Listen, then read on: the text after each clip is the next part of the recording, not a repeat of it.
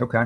Thank you. Yeah. The Lord has greatly transformed my life. Yeah, you're looking at a man who had no regard for human life, had no idea what it meant to be a husband or a father, and have failed miserably in those areas: abortion, divorce, having a son who's 27. I didn't get a chance to raise, but by the grace of God, I've been married. You're looking at a man who's been married for 20 years, and we have 6 kids together.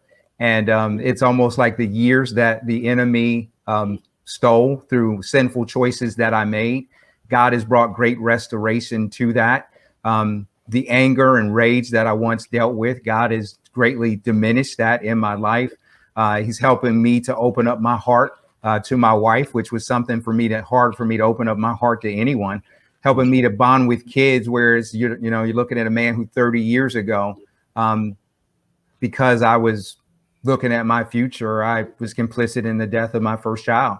And God is now using me because of his grace and his grace only to me to minister to other men, men who, like me, have been deeply impacted by abortion. And so part of it is God uses me in the sharing of my story as I travel around, and uses me in some regards to be one who connects the dots for men, for them to begin to recognize that some of these things I've been struggling with, dealing with for years, is connected to something that the world says I was never a part of, or something I don't have a say in.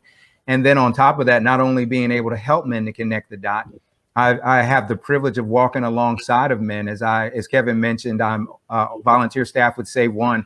And so I've had the privilege of leading dozens of men through abortion recovery Bible studies, seeing men who come in saying, there's no way I could ever share this with anyone. There's no way I could ever tell anyone, to having men who go back to their pastors later on and say, can we have a ministry in our church to minister to others because they've been affected by abortion? And so the Lord has done some amazing things, and it's because of his amazing grace. Mm-hmm. And you may be sitting there today with a deep wound from abortion, and God wants to do something in your life. He's not partial. He doesn't have favorites. His grace is available to all. He wants to raise you up as a man who will be one who will take up the mantle in your family, take up the mantle in your community, and take up the mantle in your church, to be one who will stand up for life, and to be one who will serve those who have life in our world in a way that points them to the creator of life itself.